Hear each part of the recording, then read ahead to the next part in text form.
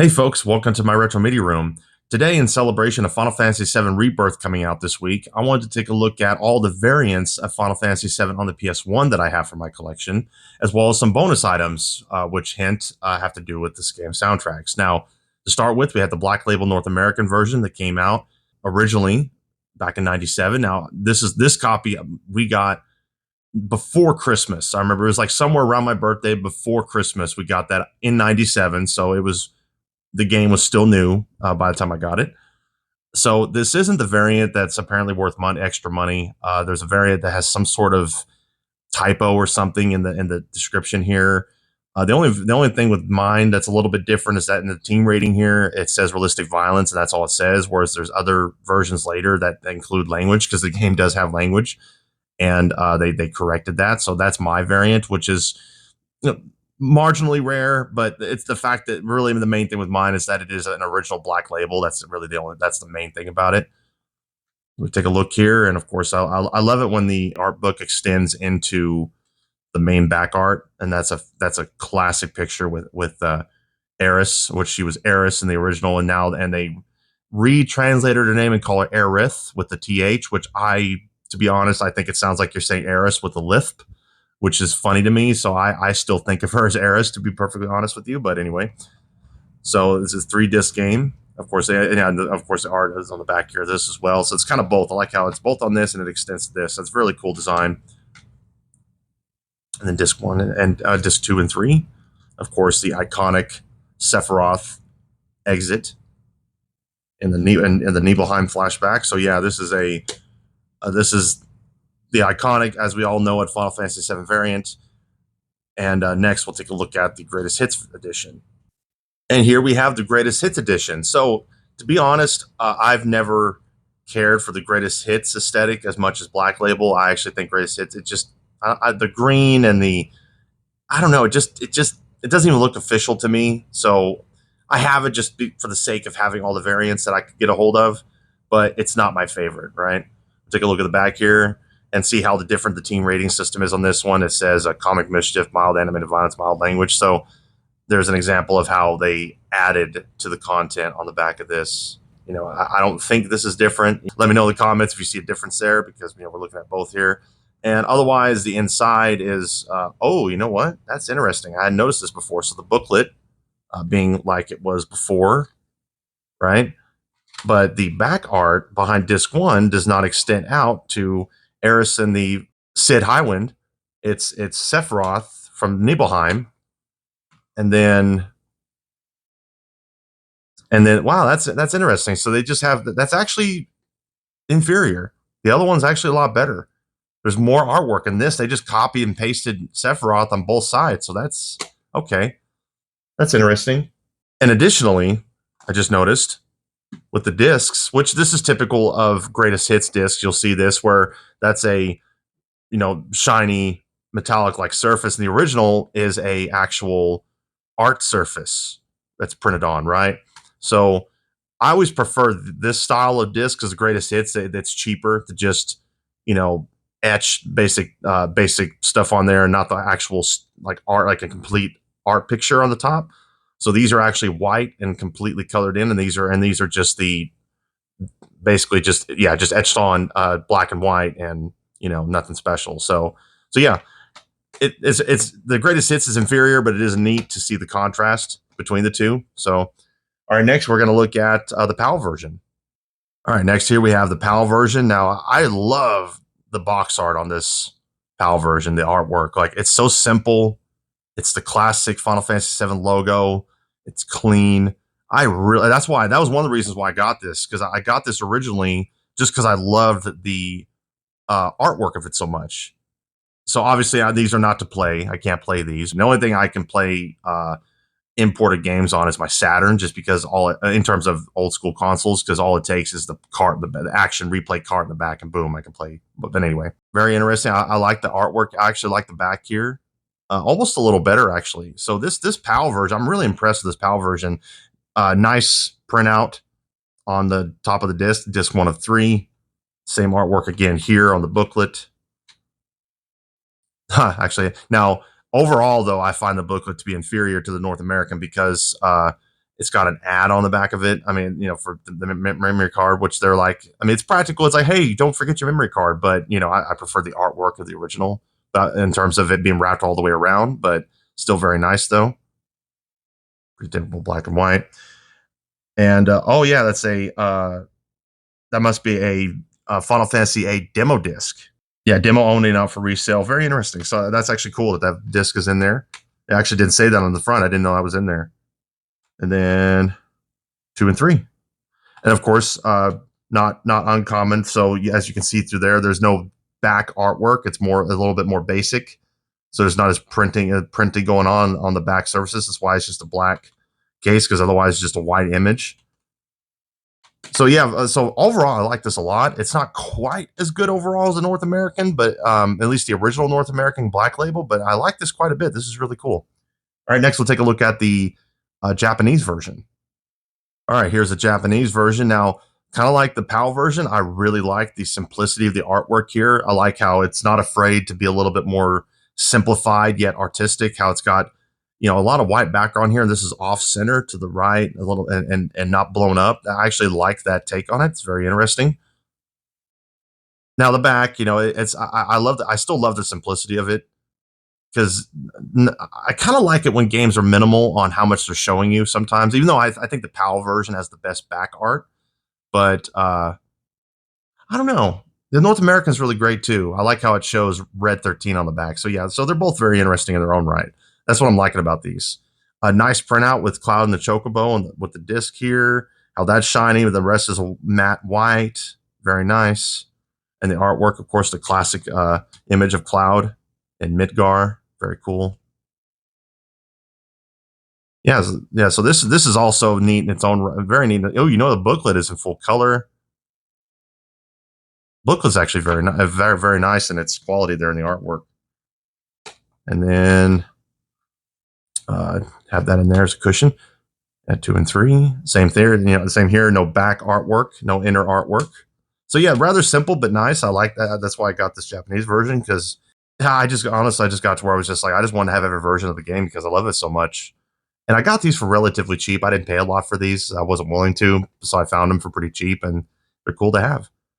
And here we have the Japanese international version, which from what I can tell is pretty much a greatest hits edition of Japanese. But real quick, I wanted to take one look at the North American booklet here. The reason, because I was taking a look at it off camera and realized how amazing it is. And it is by far the most superior of the bunch in terms of the booklets. I mean, look at that.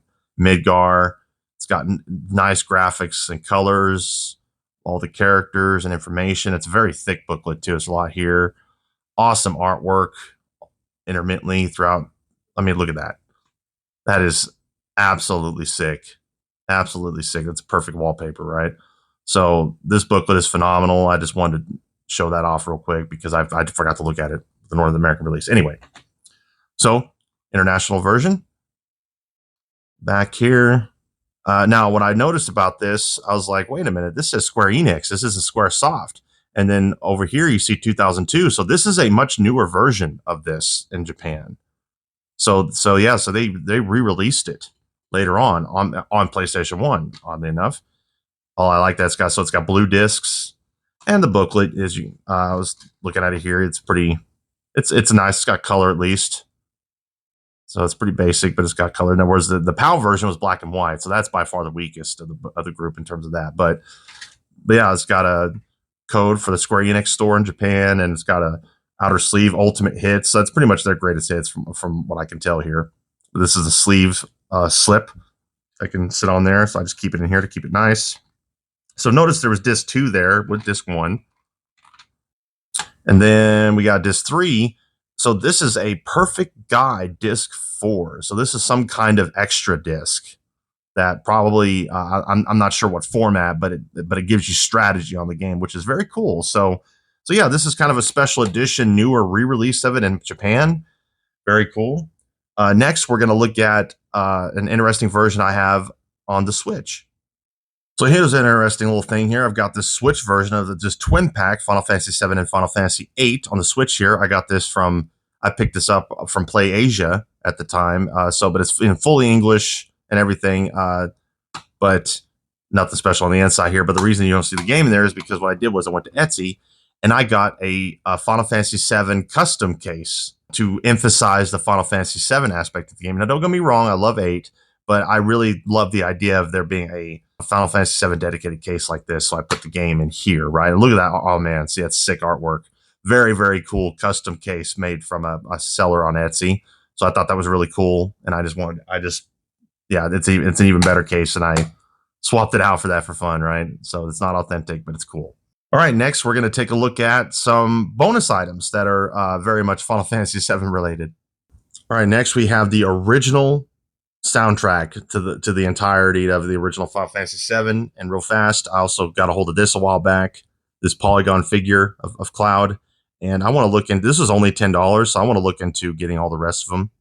I'll have to look into that because that'd be really cool to have them all in a row. But yeah, so very cool. Got a hold of that. But so the original soundtrack here, awesome pre-rendered backgrounds, artwork on the back, and of course this from the original cutscene in the intro. Very cool. I've listened to the soundtrack independent from the game many, many times over the years. I love it. And what came now with the booklet here and some of this extra stuff. So this is actually Yoshitaka Amano take on the characters right here, because Tetsuya Nomura designed the characters, which, as you see, very cool artwork. But see, that's Tetsuya Nomura's artwork style. He designed the characters, whereas Yoshitaka Amano, that's Yoshitaka Amano's style. So that's him with Cloud on the bike. So Yoshitaka Amano is a very unique artist, very different from Tetsuya Nomura, but he was the original Final Fantasy VII or Final Fantasy artist up until Tetsuya Nomura came in with the Final Fantasy VII. So really, really cool. Little bit of piece of Final Fantasy history there. And these are I forgot this part of us. These are stickers. Obviously, I'll never take them out, but very cool. Very cool. The characters and his artwork, and yeah, very cool. So I'm just keep this nice in there. And then of course you have the soundtrack itself, same artwork on the front and back, and all the discs was all the music from the original game, the entirety of the complete soundtrack. So very cool. I've had this for many years, and I'll cherish it forever. All right, and next we'll take a look at Final Fantasy VII Remake soundtracks.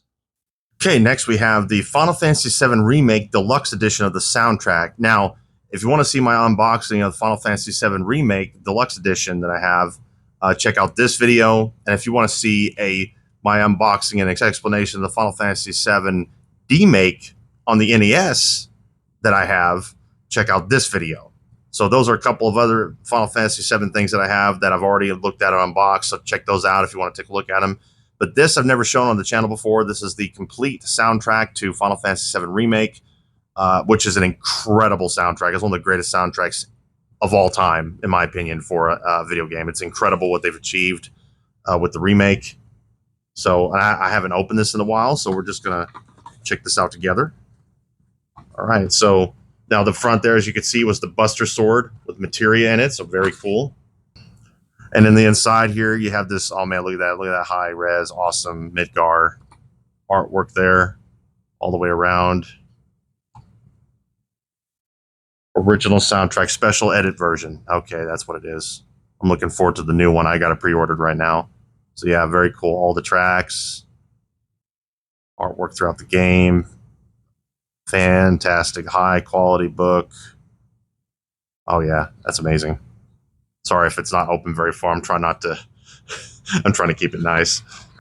Then we have this guy here. So this is that's right. So this is a special, this is the jukebox selection CD. So all the songs that are in the jukebox throughout the game are all on this disc, there's some really cool tracks here. So very cool. This is part of this special edit edition of this. And then inside here, because, the materia that was in here, and this whole box is this whole case is where all of the, I believe it's 7 discs. So you got the Cloud artwork there. There's disc 1. Yep, disc 2. This is really nice. Like this setup makes a lot of sense. So it just flips right open to each disc. Yep, 7 discs. Incredible. What an awesome set here. I've never seen a case like this before. The way this opens up, it makes a lot of sense. It's not cumbersome. It's just really cool. So yeah, that's the soundtrack for the main portion of Final Fantasy VII Remake.